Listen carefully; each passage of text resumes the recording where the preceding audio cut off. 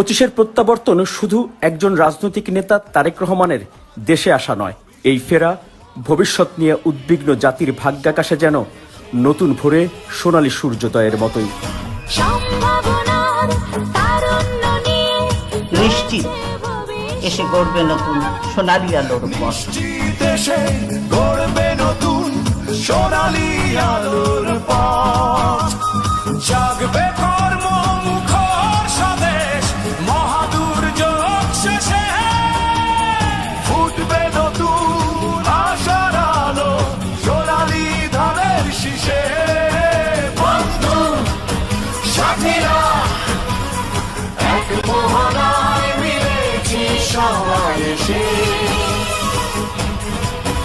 বন্ধু সাথীরা এক মোহনায় মিলেছি সবাই এসে।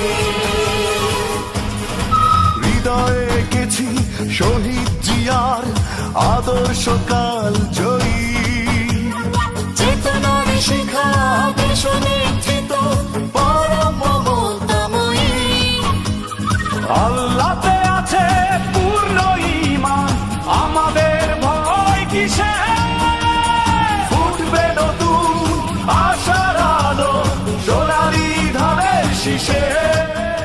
বন্ধু সাথীরা এক মোহনায় মিলেছি সবাই।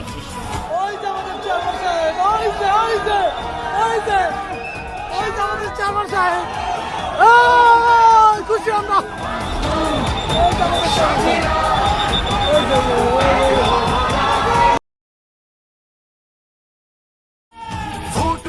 ফুটবে নতুন আশার আলো সোনালী ধানের শীষে। বন্ধু সাথীরা এক মোহনায় মিলেছি সবাই এসে।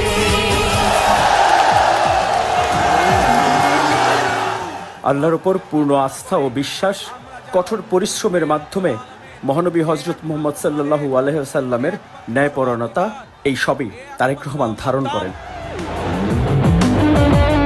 আসুন আমরা আল্লাহ রাব্বুল আলামিনের দরবারে হাত তুলে প্রার্থনা করি, আমরা জানো হে রাব্বুল আলামিন, হে একমাত্র মালিক, হে একমাত্র পরওয়ারদিগার, হে একমাত্র রহমত দানকারী, হে একমাত্র সাহায্যকারী, আপনি যদি আমাদেরকে রহমত দেন তাহলে আমরা এই দেশের মানুষ কঠোর পরিশ্রম করার মাধ্যমে আমাদের প্রত্যাশিত বাংলাদেশকে গড়ে তুলতে পারবো।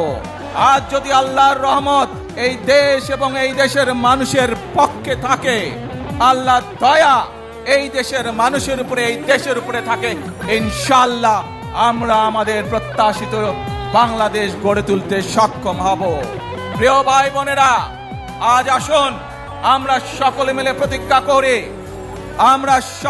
প্রতিজ্ঞা করি যে ইনশাআল্লাহ আগামী দিনে দেশ পরিচালনার দায়িত্বে যারা আসবে, আমরা সকলে নবী করিম সাল্লাল্লাহু আলাইহি সাল্লামের যে ন্যায়পরায়ণতা, সেই ন্যায়পরায়ণতার আলোকে আমরা দেশ পরিচালনার সর্বোচ্চ চেষ্টা করব। আপনাদের সকলের কাছে দোয়া আছে, আবারও সকলকে যে কোনো মূল্যে দেশে শান্তি শৃঙ্খলা রক্ষার আহ্বান জানিয়ে যে কোনো বিশৃঙ্খলাকে পরিহার করে ধৈর্যের সাথে মোকাবেলা করার আহ্বান জানিয়ে আমার বক্তব্য শেষ করছি।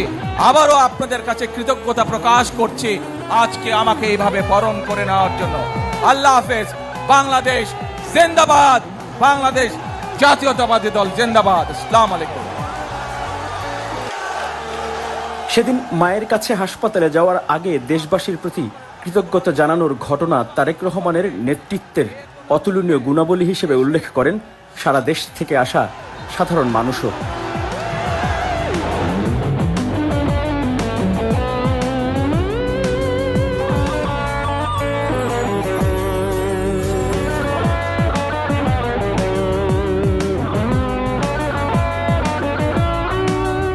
ডিসেম্বরের অভ্যর্থনা মঞ্চে 17 মিনিটের বক্তব্য যেন আগামীর বাংলাদেশ গড়ার দিক নির্দেশনার দলিল।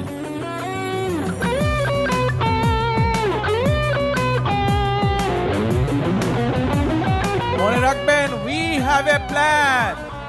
We have a plan for the people and for the country.